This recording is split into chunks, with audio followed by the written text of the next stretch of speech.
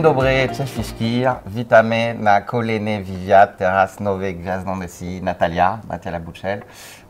Chyba skończyłeś 13 lat SI już teraz, więc zaczynałaś w 2008, więc się znamy dobrze. Dziękuję na Twoją lojalność, takie 13 lat SI. Więc ciekawy karier, Natalia, zaczynałaś w Gdańsku jako account manager, pamiętam, zaraz wracamy o tym. 2 lata później awansowałaś na grube stanowisko regional manager w Poznaniu, kiedy tworzyłyśmy oddziały w Poznaniu, a od roku jesteś Competency Center Director, odpowiedzialny na Business Advisory and BPO Business ogólnie, że mocno się rozwijał. Ostatnio gratulacje, dziękuję. Dziękuję. Więc ogólnie, Natalia, kim jesteś, czy możesz opisać siebie? Greg, dzięki za zaproszenie do Vloga. Jeżeli chodzi o krótką prezentację na temat mojej osoby, to kim jestem? No, mam nadzieję, że jestem dobrym człowiekiem, jestem menadżerem, jestem też mamą dwójki dzieci. Pochodzę z Olsztyna, chociaż dużo podróżowałam w pierwszych latach młodości. A aktualnie Bo chyba twój tato mieszka w Stanach, tak? Mieszka w Stanach, aczkolwiek moi rodzice są teraz w trakcie przeprowadzki do Polski. Po 30 latach mieszkania w Stanach, także przeprowadzają się do Polski. Także teraz wszyscy będziemy mieszkać razem w Polsce. Gdzie? W Poznaniu, Olsztynie, Warszawie? Moi rodzice prawdopodobnie będą mieszkać w Warszawie, bo tutaj w Warszawie też mieszka część mojego rodzeństwa. Jeszcze jeden brat mieszka w Krakowie. Brat pracuje w SI też, tak? Brat też pracuje w SI, jesteśmy lojalni jednej marce, dokładnie.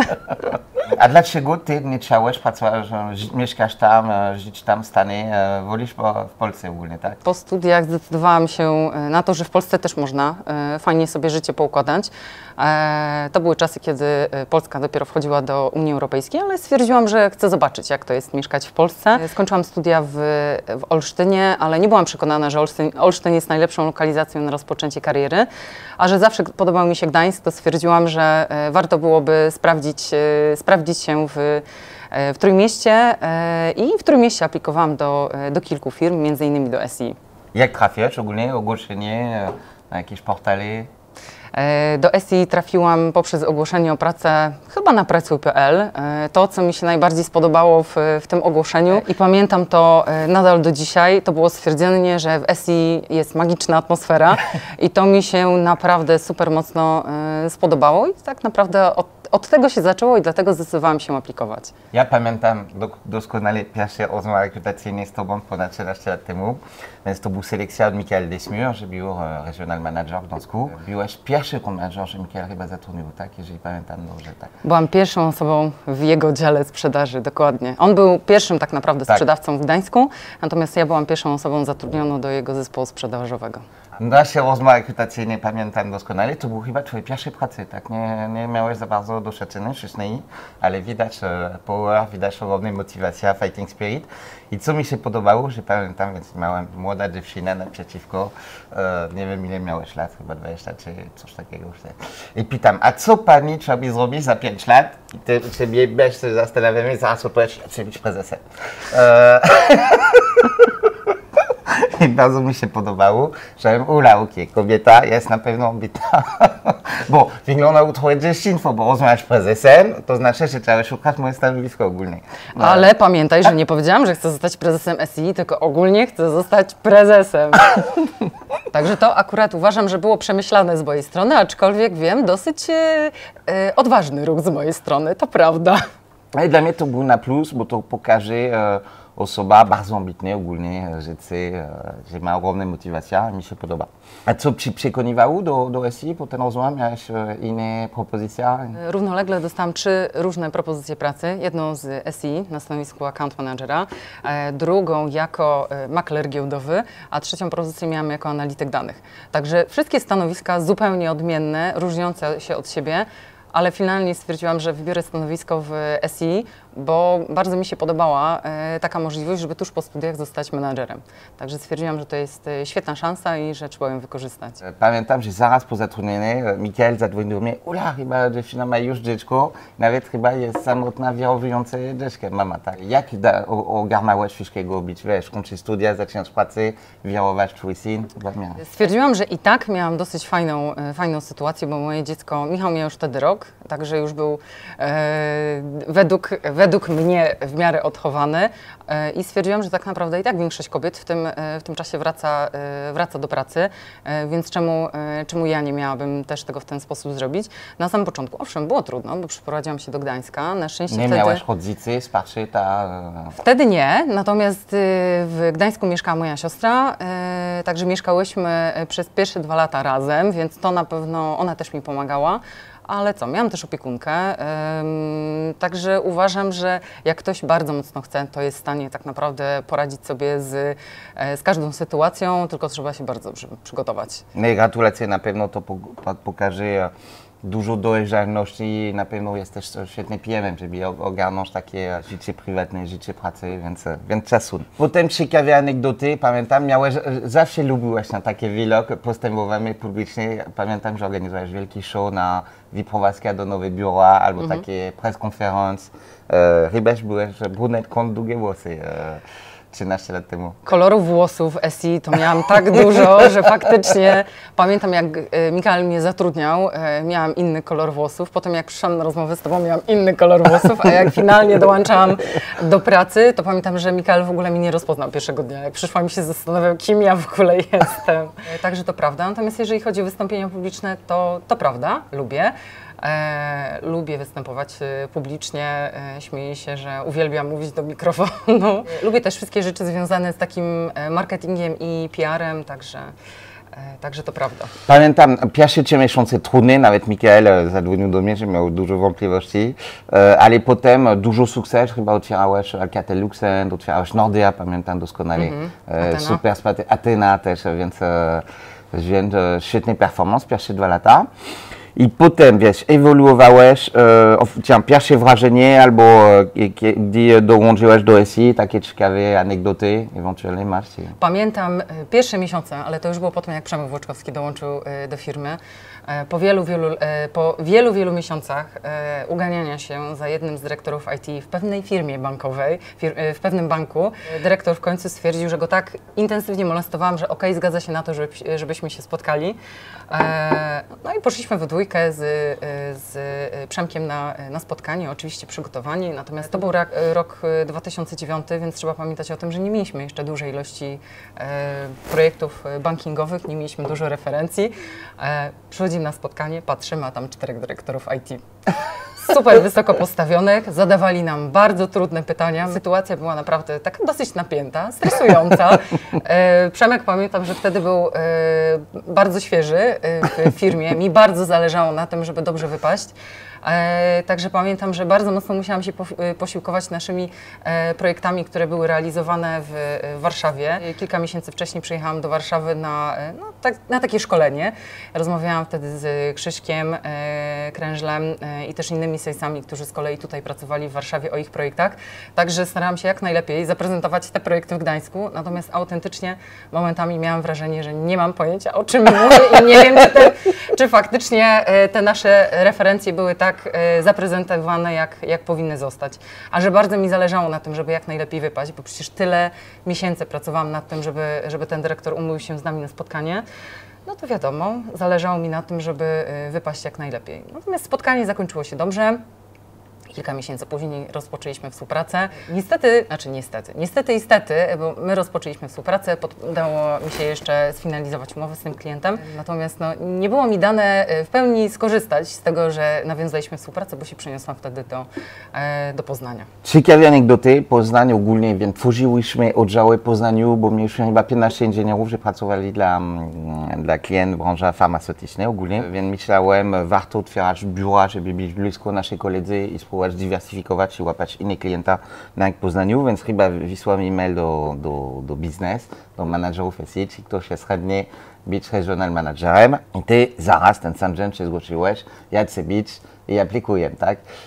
Brawo, dziękuję, więc i tutaj to było jeden trudny decyzja od mojej, bo najpierw chyba rozmawialiśmy razem, wiedziałem, ok, dziewczyna, ma już, nie wiem, 25 lat, 2 lata doświadczenia w SI. Trochę starsza byłam, ale okej.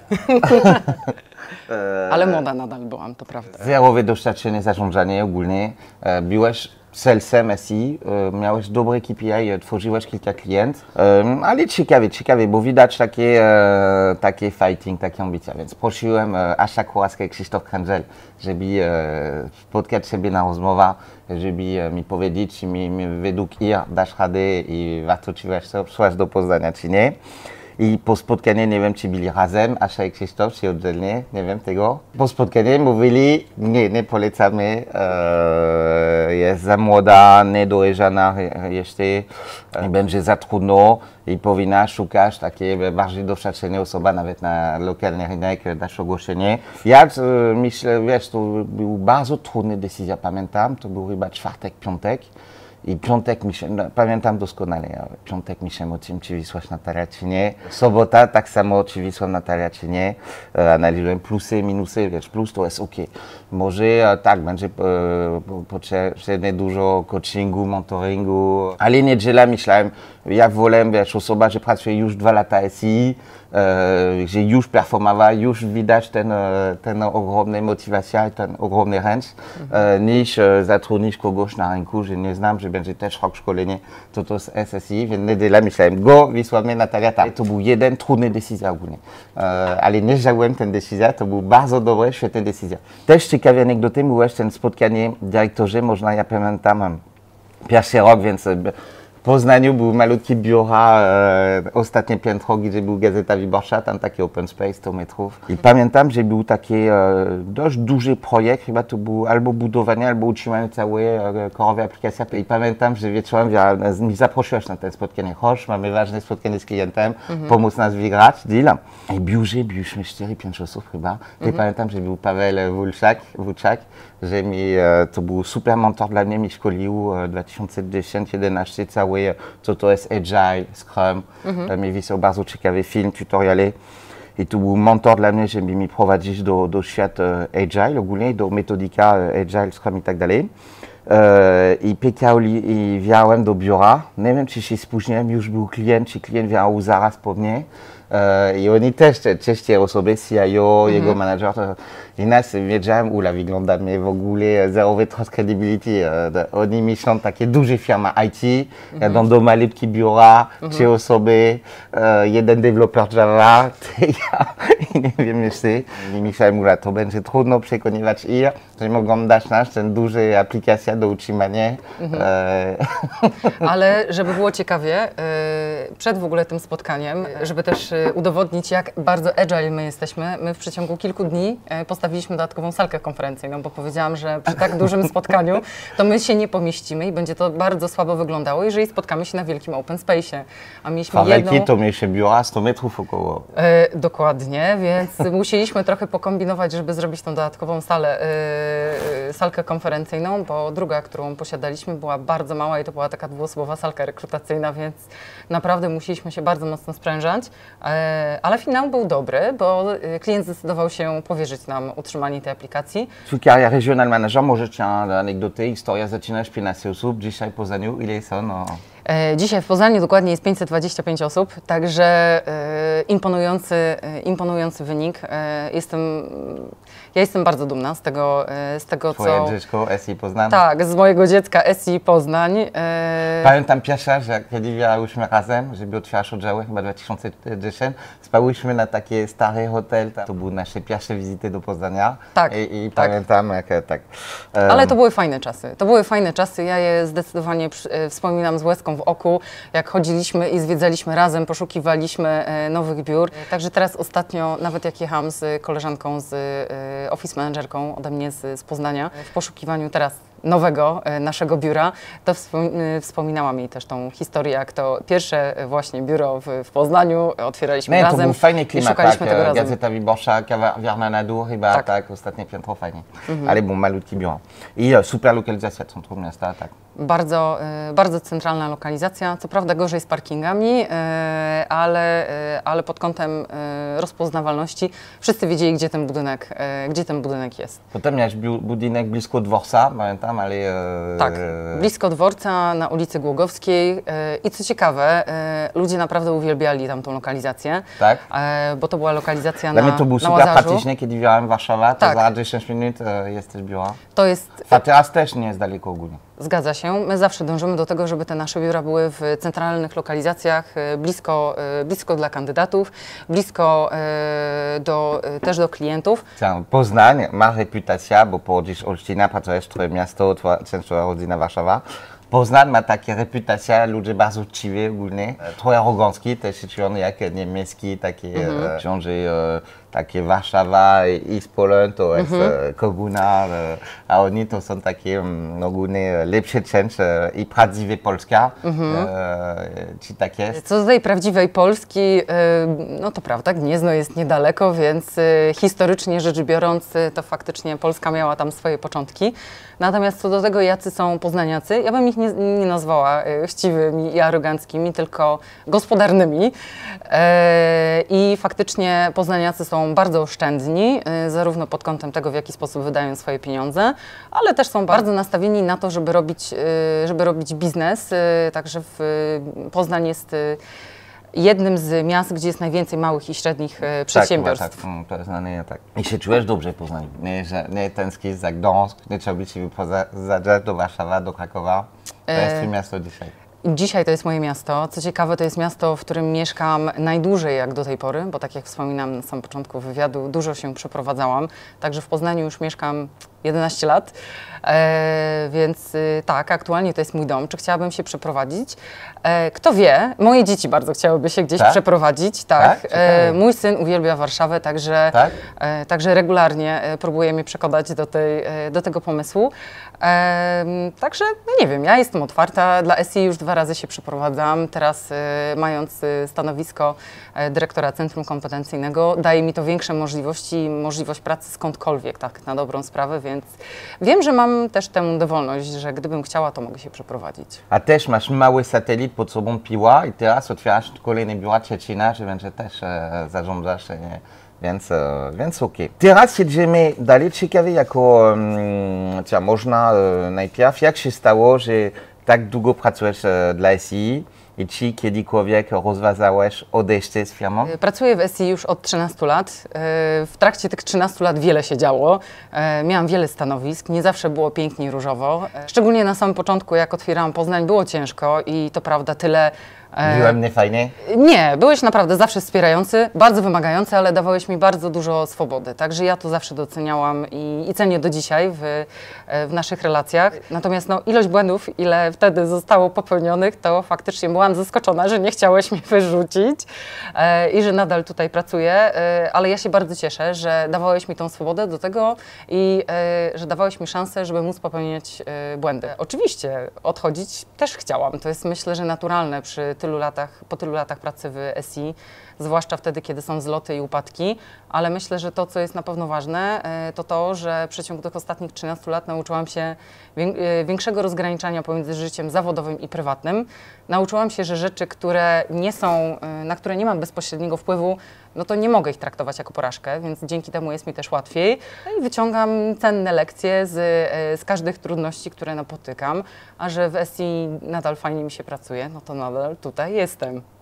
Ja myślałem 2 lata temu, mówiłem nawet Ryszardowi Krzysztofowi, że jest dużo szczęścia, że stracimy Natalia. Szkoda, ale to jest, kiedy robiliśmy reorganizację z rynek niemiecki pod Grzesiek Brzoskowski. Ten drugi raz ukradł sporo klienta, bo kiedy się wyprowadzałeś do Poznaniu, on ci zabierał Atyna i twój klient. Ale on mi nie zabierał klientów, ja nawet brałam udział w jego rekrutacji, także ja sama chętnie mu tych klientów oddałam i się cieszyłam, że będzie się opiekował moimi dziećmi wtedy, także tak to wtedy na pewno postrzegałam. Więc 1,5 roku temu miałeś bardzo dużo kawałek twój biznes, to był klienci niemiecki i ogólnie wielu oddziałów mieli klientów w Niemczech, Gdańsk miał sporo, Wrocław miał, Poznań miał, nawet może Katowice albo, więc to trzeba konsolidować po rękach jedna osoba, że lepsze rozpoznanie cały ten rynek niemiecki. Decydowaliśmy promować Grzesiek na ten stanowisko, Grzesiek Brzoskowski, więc straciłeś bardzo dużo część twój biznes i twoje tortu. I myślałem, to jest ryzyko, że Natalia oczywiście, bądźmy empatyczni na jego miejscu, to nie byliśmy zadowoleni. I myślałem, to jest ryzyko, że w końcu będzie odejść SI i będziemy stracić bardzo wartościowa manager, lider, dyrektor, ale bon, trzeba zawsze organizacja jest ważniejsza, więc trzeba najpierw budować organizację i zobaczyć, kogo potrzebujemy i potem dopasować ludzi, niż na siłę, jakie stanowisko do tej osoby, że nie chce stracić. Organizacja jest ważniejsza. Ale to jest świetnie, że się pojawił opportunity, kiedy to był rok temu, tak? Więc szukałyśmy dyrektora nowej inwestycja BPO i Business Advisory. Ja pamiętam, że zaraz myślałem, że najlepsza kandydatka na to jest Natalia, ale co Asha rezygnowała, czyli ten stanowisko, tak? To było Asha rezygnowała, więc nasze CHRO i zaraz natychmiastowo myślałem, że super kandydatka na to byłby Natalia. Chyba zadzwoniłem ci, proponowałem tego, tak? Tak, zadzwoniłeś ty. Potem jeszcze dzwoniła do mnie Asia. Pamiętam, że i tak finalnie miałam rozmowę tak, rekrutacyjną na te stanowisko. Z Krzysztofem, tak, nawet ze mną chyba. Tak. Dokładnie tak. Także bardzo mocno mnie zachęcałeś do tego, żebym spróbowała swoich szans. To była decyzja? Oczywiście, że tak. Myślę, że bardzo dobra, zwłaszcza, że ja bardzo lubiłam układać, przez te wszystkie lata, kiedy pracowałam w SI, to zawsze lubiłam układać procesy, czy to HR-owe, czy to rekrutacyjne. Bardzo lubiłam rzeczy związane z finansami, a teraz to nowe stanowisko daje mi możliwość, żeby wykazać się też znajomością tych wszystkich procesów. Niestety nie jestem jeszcze ekspertem, ale chyba mając pod sobą tak można duży wytłumaczyć odniósł, bo nie rozumieją chyba, więc najpierw, bo to nawet pracownicy SI może nie rozumieją. Account manager ogólnie zaczynałeś 13 lat temu, osoba, prospekcja, pozyskać nowy klient, zatrudnić inżynierów, sprzedawać taki inżynier do klienta, bo na początku to był główny staffing, ogólnie biznes, mało projekty.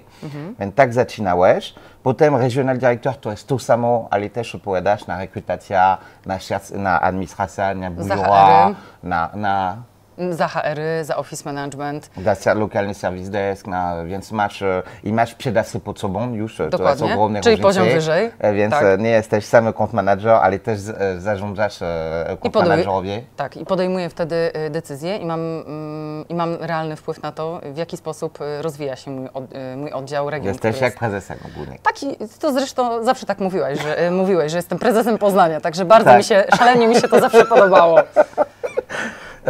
I potem CCD to jest coś innego, więc tutaj to jest zarządzanie CC Competency Center, mamy 15 w SI, Centrum Kompetencyjne, BI, Dynamics, Embedded, Digital i tak dalej, więc BPO Business Advisory według mnie byłby najciekawszy, jeżeli nie byłbym prezesem SI, może twoje stanowisko to byłby dla mnie ten najciekawszy, może. Jak Koran tworzysz nowy biznes i twoje CC ma chyba potencjałem być największe CC SI. To jest prawie nieograniczony potencjałem. Ogólnie więc BPO Business Advisory. Skąd tego to jest moja inicjatywa tworzyć tego i od dawna, od 4-5 lat chciałem to tworzyć. Przed 3 lata to był porażka. Jest też szefem, który siedzi bardzo dobrze.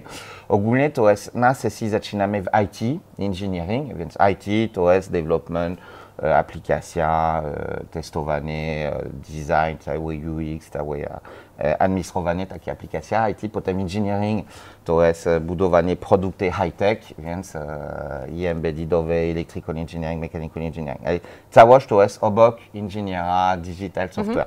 BPO to jest outsourcing, ogólnie dalej. Na koniec to jest sprzedawanie ludzi, ale inne kompetencje niż IT. Może być finansa, może być KYC, Know Your Customer, może być data registration, data cleaning, financial controlling, może być fichier marketingowy, na przykład robić taki film, vlog, to jest dużo i sprzęt, i ludzi, i kompetencje potrzebne, to jest też usługi, że można sprzedawać do klienta, też próbujemy teraz, zapraszamy klient, to jest więc marketing, to jest fichier kompetencji grafików, copywriterów, zarządzanie social media, zarządzanie UX-owcy, ogromny ilość. Więc to jest business process, mamy różne modele klienta, można sprzedawać ekspert, też takie copywriter albo grafik, ale można zrobić projekty, na przykład klient deleguje nas robiony film albo vlog i zrobimy pod klucz vlog dla klienta, albo cały proces, na przykład data registration. Jedziemy cały team, 10, 20, 50, 100 osób i robimy cały proces data registration dla klienta. Możliwości przydane to jest prawie nieograniczone, to jest szalone.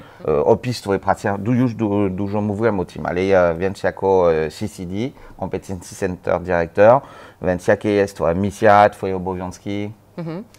Jako CCD to przede wszystkim zajmuję się też rekrutowaniem ludzi do mojego własnego zespołu, chociaż teraz po latach stwierdzam, że zdecydowanie lepiej mi idzie. Także mam pod sobą sprzedawców, mam pod sobą offering leadów. Więc zatrudnić menadżerowie ogólnie, liderzy, tak? Tak, głównie menadżerowie. W odróżnieniu od osób, które zatrudniałam w Poznaniu, są to przede wszystkim seniorzy. Także koncepcja na samym początku była taka, że chcemy zbudować centrum kompetencyjne ekspertów. Także zupełnie inny poziom, jeżeli chodzi o doświadczenie zawodowe, jeżeli chodzi o seniority. Także w ostatnim czasie zajmowaliśmy się przez ostatni rok budowaniem wewnętrznie w ogóle też całego naszego offeringu, przekonywaniem sprzedaży lokalnej, żeby razem z nami sprzedawała te usługi. Ile CCD masz podwładnie, bezpośrednie? Jako Masz dwie offering leadów, tak, dwie sprzedawcy, tak, BDM-ów? Tak, i jeszcze jednego resource managera. Także 5 osób jako CCD. I razem to jest 80 osób, tak? Prawie. Myślę, że w październiku dobijemy do tej liczby, natomiast tak. I mam nadzieję, za rok ponad 100-150 i za 5 lat 500. No oczywiście. Ja mam taki plan, żeby... No, za 5 lat 1000 nawet. Żeby prześcignąć Darka Adamowskiego, ale faktycznie potrzebuję trochę więcej czasu. Myślę, że przez ostatni rok włożyliśmy bardzo dużo pracy takiej u podstaw organicznej, żeby po pierwsze przygotować, ustalić, co my chcemy sprzedawać, w jaki sposób chcemy to sprzedawać, z kim chcemy to sprzedawać. Także cieszę się, że finalnie mam też swoich własnych sprzedawców, którzy faktycznie są odpowiedzialni za to, żeby tylko to sprzedawać. Natomiast... A jak są organizowane dwie sprzedawcy per offering? Jeden bardziej takie UEWA, administracja, a drugie bardziej marketing hire? Tak? Tak, dokładnie tak jak mówisz. Bo zrobić też nie tylko BPO, ale business advisory, na przykład procesy HR-owe, Zresztą Kucharska między innymi. Tak? Dokładnie tak, także ja bym faktycznie to podzieliła na takie 3 obszary. Jeden to jest data management, za ten obszar jest odpowiedzialny Ewa i w ramach tego obszaru też sprzedajemy projekty związane z KYC. Także tutaj BDM-em jest Ania Iwaniuk. Drugi obszar to jest Karol Szczuka, także niedawno do nas dołączył. Długa rekrutacja, ale no mam nadzieję, że zakończona sukcesem. Sprzedający... Więc offering marketingowy i tak, to jest mega szeroko. Dokładnie tak. I tutaj mamy Asię Płaszewską-Dekę, która zajmowała się tym. Koleżanka siedzi w Łodzi, także ona mega rozproszony zespół, bo Karol w Wrocławiu, Łódź, Poznań, tak, Warszawa. Tak. Dokładnie i mamy jeszcze Asię Kucharską, która z nami współpracuje jako subject matter expert i w ramach tego obszaru HR-owego tutaj głównie skupiamy się na sprzedaży projektów typu Business Advisory. Jak się różni praca Regional Director Poznaniu i Competency Center Director? Jest wiele rzeczy, które są podobne, szczególnie pod kątem takim sprzedażowym, bo zawsze jak dołączają nowi do nas pracownicy, to ja wszystkim zawsze tłumaczę, że moja rola jako dyrektora, niezależnie od tego, czy jestem odpowiedzialna za region, czy też odpowiedzialna za CC, to jest rola bardzo mocno sprzedażowa.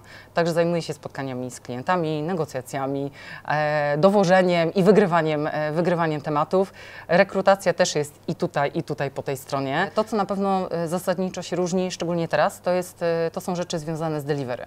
Jako regionalny dyrektor w tym momencie, po wszystkich zmianach w ramach naszej firmy, większość tematów takich projektowych jest realizowanych przez CC, także tam odbywa się delivery.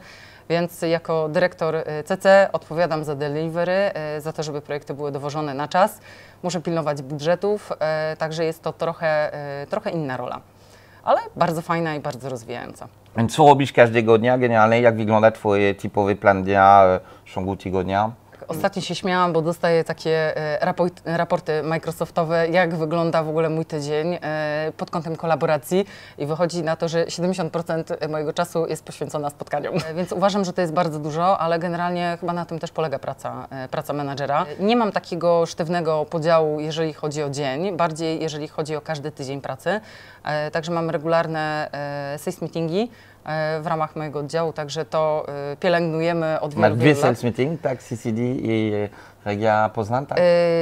Trochę inaczej, bo jeżeli chodzi o Poznań, to mamy co tydzień, natomiast jeżeli chodzi o OCC, to mamy raz na 2 tygodnie, bo tak ustaliliśmy, że taka częstotliwość nam wystarczy. W przypadku Poznania jest potrzeba częstszych spotkań, bo więcej się dzieje, szczególnie pod kątem rekrutacyjnym. Także to zawsze mamy na początku tygodnia i też mam coś, co kultywuję od wielu lat, dużo one-on-one'ów z moimi podwładnymi, szczególnie teraz, jak nie mam możliwości z kimś współpracy na co dzień. Jak często zrobisz one-on-one, twoje bezpośrednie podwładne? To zależy, jakie kto ma doświadczenie i tak naprawdę co zostało z tą osobą ustalone. W niektórych obszarach, takich jak office management, to ustalamy sobie spotkania raz na 2 tygodnie, bo nie ma potrzeby, żeby się aż tak często spotykać. Chyba że są tematy ad hocowe, no to spotykamy się częściej. Są takie tematy i takie osoby, które potrzebują większego wsparcia po mojej stronie, szczególnie nowi pracownicy, to wtedy spotykamy się co tydzień. Z osobami super mocno doświadczonymi staram się spotykać raz na 2 tygodnie, a kiedyś pamiętam, jak jeszcze współpracowałam z Rafałem Modelskim i Wojtkiem Drescherem, to w ogóle umawialiśmy się raz na miesiąc i ta formuła też nam się sprawdzała. Tak, ja generalnie to jest ciekawe, jak często spotkać podwładnych.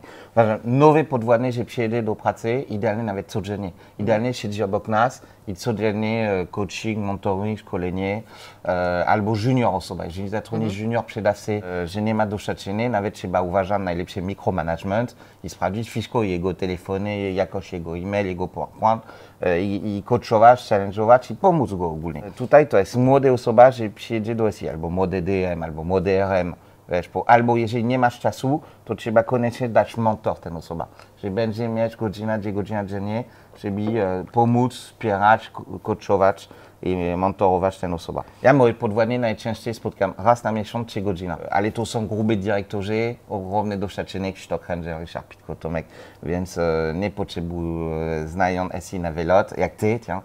I 3 godziny wolę, bo to spotkasz każdy tygodnie, to warto osoba, że ma dużo pracy operacyjnej. I rozliczasz KPI, nie wiem, rekrutacja albo sales, ile był spotkań, leadów, opportunity, status tego. Ale moje podwładnie to jest dużo pracy projektowej i long-term projekt, więc mam targety kwartalne, yearly, więc trzeba rozliczać. Zmieniłem chyba 2-3 lata temu, wcześniej miałem częściej spotkanie moje podwładnie, ale krótsze. Ja wolę 3 godziny, bo masz czas pogadać. I się zastanawiać, brainstorming, myślisz. Godzina nie masz czas. Wczoraj miałem Krzysztof, dzisiaj chyba mam Tomek, ale takie raz na miesiąc 3 godziny, plus mamy kilka innych spotkań, ale nie one-on-one. Mamy spotkanie z controllingiem, spotkanie z całym komitem wewnętrznym IT, spotkanie C-level. I tutaj to jest knowledge sharing i kilka decyzji. Każdy jedzie. Też ja oczekuję, że ludzie jadą ze mną przygotowany kalendarz, bo albo masz podwładnie, ma pracę operacyjną, więc tutaj trzeba otwierać dashboard i sprawdzić KPI, albo osoba ma pracę projektową i ja oczekuję, że to jest jak steering committee status jego projektu, więc siedzi gotowy, albo trzeba walidować coś ze mną, akceptować, albo problem escalation. Mamy też moje podwładne spotkanie z tobą, wszyscy dyrektorzy raz na miesiąc. I tutaj to jest bardziej, każdy dyrektor głosuje temat, że chce rozmawiać, albo jego problem i jedziemy po to, albo jeżeli jakiś dyrektor ma coś ciekawego do prezentowania. Trochę inne osoby są I potrzebne. I pracując ze sobą. Ania na przykład może pracować z Marysią, ale też wielu innych sprzedawcy w SI ogólnie. Tak, Wtedy ale też... Dagmara musi przygotować offering BPO, to jedzie do Ania i razem pracują wygrany deal. Kiedy jest wygrany, Ania się wycofuje. A Dagmara nadal pilnuje tematów, dokładnie. Tak. Także też na te stanowiska są potrzebne inne osoby pod kątem osobowościowym, bo do sprzedaży lokalnej to tutaj z racji tego, że jest przede wszystkim rozwój klientów, to potrzebuje też osób, które mają umiejętności farmerskie bardziej i lubią takie rzeczy, chodzić wokół jednego klienta i rozwijać nowe tematy. Natomiast w przypadku BDM-ów tutaj przede wszystkim potrzebuje takich osób, które są bardzo mocno... tak, typowy hunter, typowo nastawiony na finanse. I bardzo dobrze chyba jego obszar, rozumiesz tego i może działać jako konsultant idealnie do klienta. Tak jest, ale dodatkowo osoba, która też pod kątem pre-salesowym potrafi przygotowywać dobre oferty, ale też potrafi... Dobre skille i pisanie, i dobre show na spotkanie, takie kiedy jesteśmy na shortlist. I dobre umiejętność dawania mnóstwo pytań, żeby rozumieć Potrzebny, tak. To musi być profil taki bardziej ekspercki, taki konsultant bardziej. Bardzo dobrze sprawdza się w takiej roli też osoba, która ma jakieś doświadczenie takie typowo techniczne w ramach danego centrum kompetencyjnego. Czego nie lubisz w swojej pracy? No, nie lubię monotonii, nie lubię jak dni się powtarzają i są takie same, natomiast no, nie lubię jak coś dzieje się wbrew mojej woli albo mam wrażenie, że nie mam na to wpływ. Natomiast na szczęście takiej sytuacji jest w miarę niewiele w SI, bo jak do tej pory zawsze się cieszyłam z tego, że jako menadżer czy to dyrektor zawsze mam bardzo dużą swobodę działania, także mam nadzieję, że to się Freedom, nigdy... trust and freedom. Dokładnie, mam nadzieję, że to się nigdy w SI nie zmieni. Rama, jakiś framework, organizacja, procesy?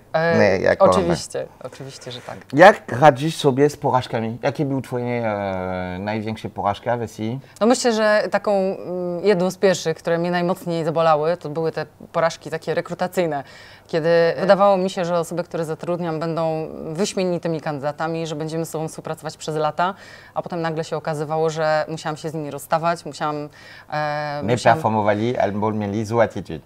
Dokładnie. Musiałam składać wypowiedzenia. Kiedyś byłam w sądzie też. Także to są na pewno trudne bardzo sytuacje, także rzeczy, które bardzo mocno mnie dotykały. Natomiast to na pewno, czego się nauczyłam z tych porażek, to to, że od wielu lat ufam mojemu instynktowi. Także jak mam wrażenie, że ktoś mi nie do końca pasuje, mam jakiekolwiek wrażenie, że coś jest nie tak, no to po prostu nie zatrudniam tej osoby i wolę szukać dłużej, aniżeli się zdecydować na złą osobę. To jest moja rada do każdego menadżera, że zatrudni kogoś. Nie się spieszyć, bo czasami potrzebuje kogoś ASAP. To zależy kogo zatrudniamy. Jeżeli jest zwykły specjalista, żeby wykonywać zwykłe zlecenie, zadanie, można szybko zatrudnimy. A jeżeli szukamy osoba na wielu lat, takie kluczowe osoba, strategiczne person, nigdy jesteśmy 100% pewni, nigdy. Ale jeżeli mamy dużo obaw, czasem rozmowa, lepiej rezygnować i szukać dalej. Tak. I potem nie zatrudnione ludzie. Żeby być dobry rekruter, trzeba mieć dużo doświadczenia i mieć dużo porażek, jeżeli zatrudniliśmy złe osób. Ale problem, że nawet jeśli mamy dużo doświadczenia i kilka porażek, dalej się zdarza robić błędy. No właśnie, to jest też tak, że po tylu latach człowiek ma wrażenie, że już jest taki mądry, ma takie doświadczenie za sobą, a i tak te błędy się pojawiają, niekiedy rekrutacyjne.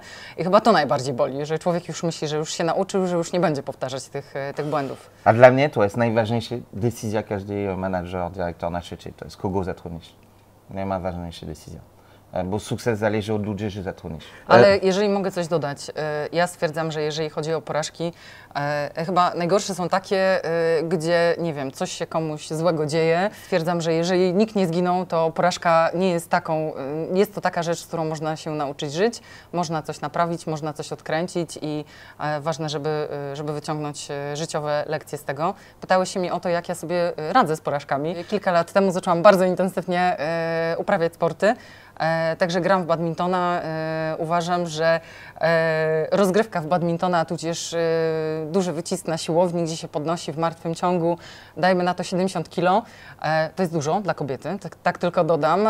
To pozwala tak naprawdę zapomnieć o wszystkich zmartwieniach, oczyścić umysł i następnego dnia można ze świeżą głową wstać do pracy i wpadać na cudowne rozwiązania, a niekiedy naprawiać swoje porażki. Teraz można skończyć twoje życie prywatne, więc bo jesteś i wielki dyrektor, i mamą, więc wyzwanie work-life balance, więc rada na zachowanie równowagi pomiędzy życiem zawodowym i osobistym, to znaczy jak być jednocześnie dobra mama i dobrym dyrektorem? Przede wszystkim to zostawiać pracę w pracy, więc ja przez wiele lat nawet nie zabierałam komputera do domu, bo stwierdzałam, że jak jestem w domu, to jest czas zarezerwowany tylko dla moich dzieci i ma być on jakościowo na dobrym poziomie, żeby nie musieć pracować w domu.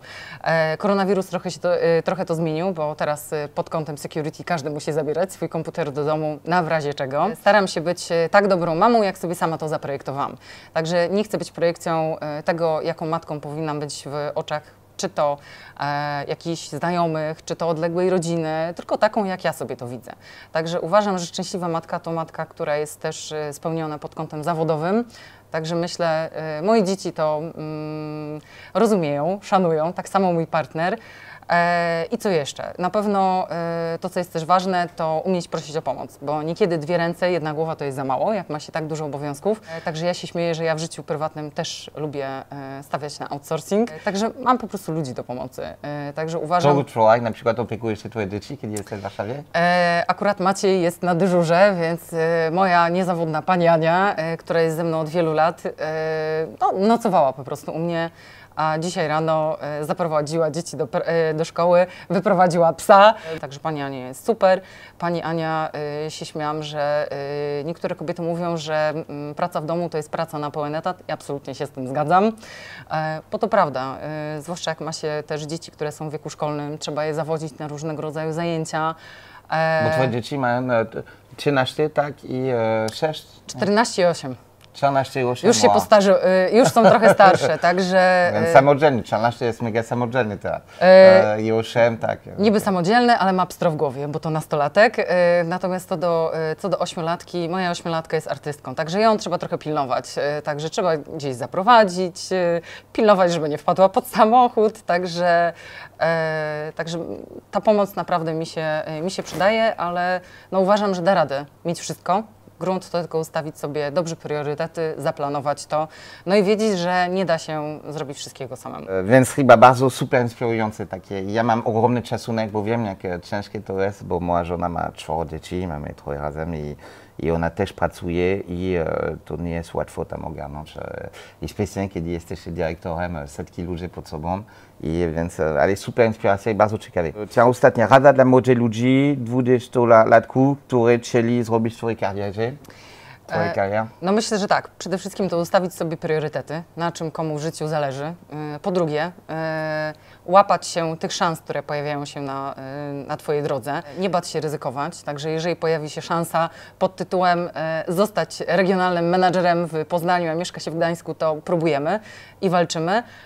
I na pewno na samym początku trzeba pamiętać o tym, że trzeba bardzo, bardzo intensywnie pracować, trzeba zakasać rękawy, bo ta praca musi być wykonana samodzielnie przez tą osobę. Super, więc czy masz jakieś uwagi, pytanie? Nie, myślę, że żadnych uwag nie mam. Ja Ci bardzo dziękuję, że te 13 lat temu zgodziłeś się na to, żebym dołączyła do SI. Ale dziękuję, to jest win-win. SI jesteś key person SI od 13 lat. SI ma niesamowite KPI dzięki Tobie, Natalia.